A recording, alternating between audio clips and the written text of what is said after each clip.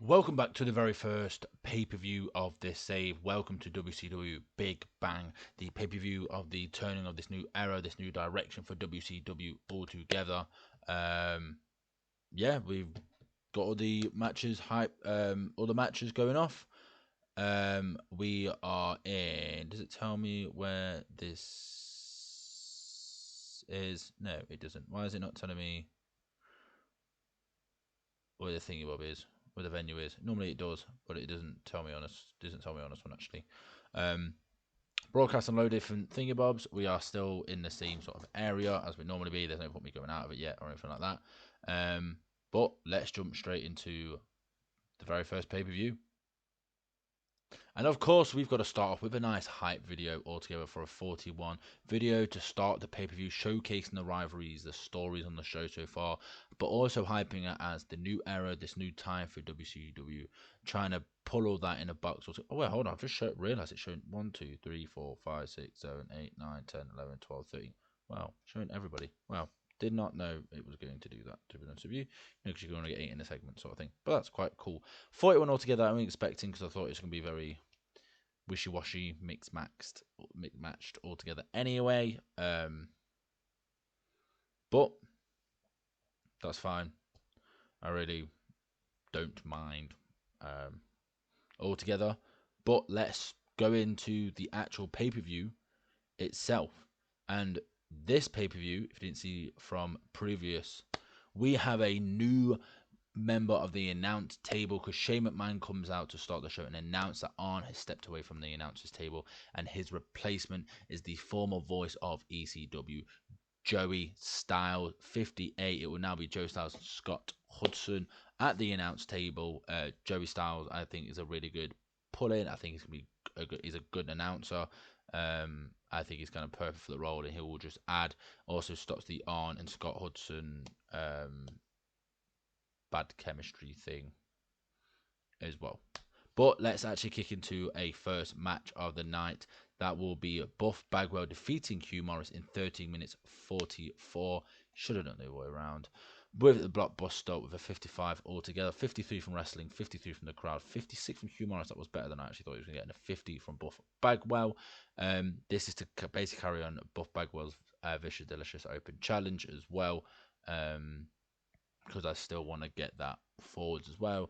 I think Buff Bagwell, the heels I need more of, so the heels need the wins a little bit more as well. But not a bad way for match-wise to start the show. Then we go on to our first kind of single match hype video. This is showcasing the rivalry between Shane Helms and his former stable members Shannon Moore and Evan Courageous over the Cruiserweight title for a 24. Going into this match where Shane Helms defends the WCW Cruiserweight title against Shannon Moore. And Shane Helms retains, of course, defeating Shannon Moore in 10 minutes 6 seconds with a vertebraker following a botch interference by Evan Courageous. Defense number 2, because he defended against Jamie Noble, I'm pretty sure 56 altogether, 53 from the wrestling committee, 30 from crowd. But look at this, 66 from Shane Helms altogether. Very good in ring as well. This was just a store. Oh, this lift the crowd, sorry, as well. 66, very, very good. So he's again, like I was on about in one of the other episodes about where cruiserweights, if I start want to push them to another thing, I can't see no problem. And Shane Helms is kind of one of those guys. He's getting a 66, so maybe it is worth just pushing him up the ladder a little bit and maybe start thinking about what he could do in the future after the cruiserweight title runs. Maybe he runs with the cruiserweight title a long time. Maybe he stays in the cruiserweight division to help maybe elevate it.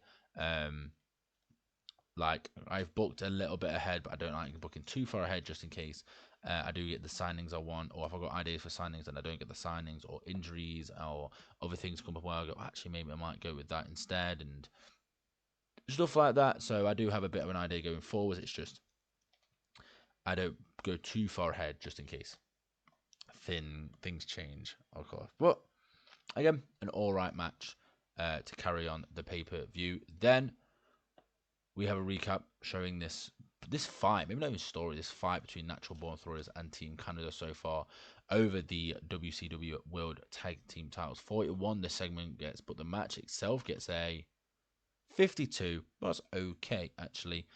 Where Of course, Natural Born Warriors defeat Team Canada in 40 minutes 24 when Sean O'Haire pins Lance Storm with a senton bomb, making defense #1 of tag team titles. This was a wild brawl. So this was a little bit different. Sean O'Haire was off his game, so you could have done better. But a wild brawl wasn't actually the worst shouts. 52 for Sean O'Haire if he wasn't really off his game. Maybe we would have got around 55, 57 as well. 55 from Chuck Palumbo, 60 from Mike Austin, and 57 from Lance Storm. So altogether, not too bad. Mike Awesome looks great in this, but I do need a wild brawl match, and I'm kind of glad I chose this one out of all of them.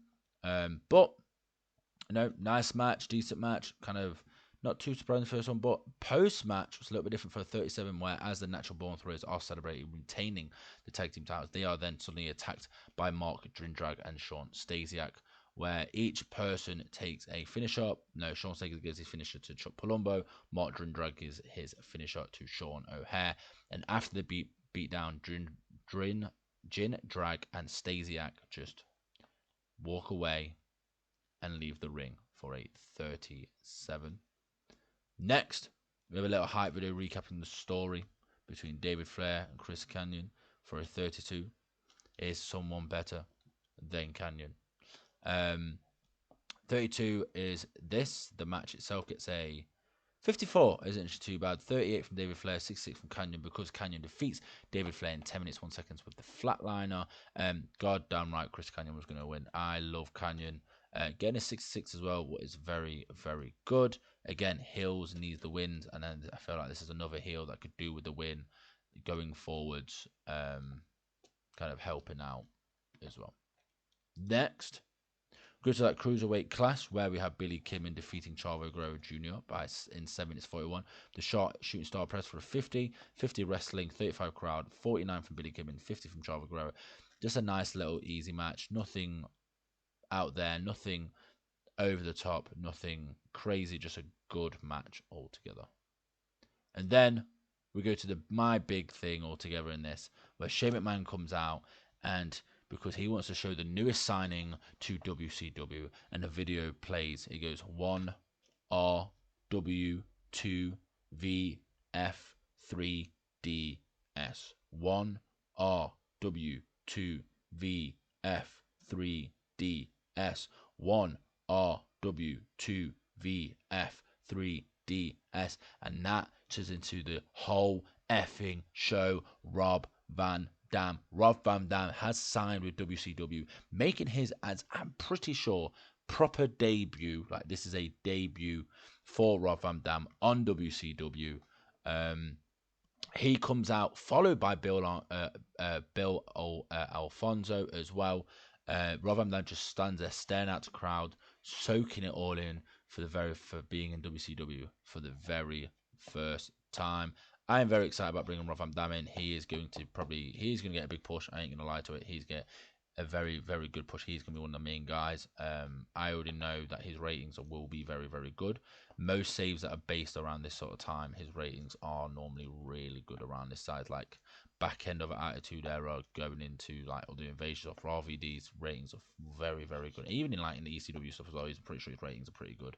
And even when you get on past that into like Roof Regression, he's still got pretty good ratings as well. But this is kind of peak RVD. So bringing him in is such a good idea. I know it's a bit ECW bringing Joey Styles in, RVD and Bill Alfonso in as well. But they are guys who WWE haven't picked up for whatever reason. So I'm going to pick them up because they're going to help benefit my show. So there's no reason why I'm not going to bring them in altogether. 47 it only gets, but that's fine. The more thing is, sick RVDs in WCW. So it means I can book him. It means it can be some cool shit. I think this whole moment would be a really cool moment altogether as well. The whole thing of the 1, 2, 3. 1, 2, 3. RVD is a 1, 2, 3. Whole effing show is a 1, 2, 3. He is his thing. He just says things in threes. That's the whole thing with 1, 2, 3. R for Rob, W for effing, V for damn, F for effing, W for whole, and then D for damn, S for show, sort of thing. Different way of bringing him in. I think the hype would help quite a lot. RVD's in, and I'm very excited about having him in WCW because I think there's going to be some cool shit. I'm going to have some good matches, and RVD's going to be very, very valuable going forwards. Next, we have the big main event. Of course, this video isn't going to be long because it is the pay-per-view. I can't really make it any longer in a minute. Maybe in the future. 60 Booker T and DDP story so far. Both kind of wanting to lead properly into new era of WCW. You know, Booker T won both belts and he's had both belts for about a month. Well, by this point, about 2 months, I think. By this point, but DDP wants to be that guy to lead WCW, and that he views himself and knows himself as a locker room leader. He's one of the most experienced guys in the backstage and believes he can help the young guys going forward and help push WCW. The match itself gets a 70, where Booker T defeats DDP in 50 minutes 14 seconds with a bookend. Now, the way I'm thinking about this is something happens, DDP is on top, and Booker T is selling with his back against DDP. He's ready to do like bang, but that's where Chris Kanyon jumps up, and DDP is looking at Kanyon like, what the fuck are you doing here? Kanyon shouting like, no, you are not leading this. You don't deserve to lead us into the future. You're lucky you've won these titles before. You ain't gonna ever win them again. Drops down, and DDP should look at Kanyon as he walks around like, what are you doing here? What are you doing? And Kenya just tricked it. No, is it happening? DP goes, okay, whatever. But this whole time, Booker's still got his back to the whole thing, so he sees nothing. Okay, so it's very obvious that Booker doesn't know this is going on. Booker turns around. DDP goes for the cutter. Booker spins him round, grabs him, bookends. 1, 2, 3, making defense number 1 of both the WCW World Heavyweight and United States title, and getting a 70, and the in-ring 72, and the crowd give a shit, and it's hot and rising, and it's a great way to end the show as well. Leading, you know, good first defense for Booker T, good main event on the first show, and going into a nice storyline between Kanyon and DDP. 77 for Booker T as well, 67 from DDP. And we finish the show on a 64. That's not too bad. I will take that. That's not awful. There we go. We were the MCI Center. Don't know what the center is. Don't know what that is. I told you for 18,368 people. I think this was a nice first show. Maybe there was more people who should have been. Maybe there's other people who do better ratings should have been on instead. But this is step 1. This is going through them all, right? Who does well, who doesn't do well, who are the guys I want to push. This is the idea going forward. These guys are getting a push, these guys are getting a push, these guys get dragged back again, these guys are going forward. This is the whole idea of it altogether. But yeah, I think this was a decent first pay-per-view. Just doesn't need to be anything amazing, just a good pay-per-view altogether, and I think that was achieved. Tell me what you think. Tell me about what you think about Joe Styles coming in and replacing On. RV debuting, Booker T winning with the distraction involving with DDP being distracted by Kanyon. Kanyon actually getting the win over David Flair. Drag, Stasiak, Team Canada, Natural Born Thrillers. No, the wrestlers you think in general who maybe should get a push and stuff like that as well. I don't know when I will see them episode wise and stuff like that, but I will read and stuff like that at some point. Remember, this is the first month and shit like that. So I hope you enjoyed. I hope you're intrigued. I hope you see you in the next episode. Goodbye for now.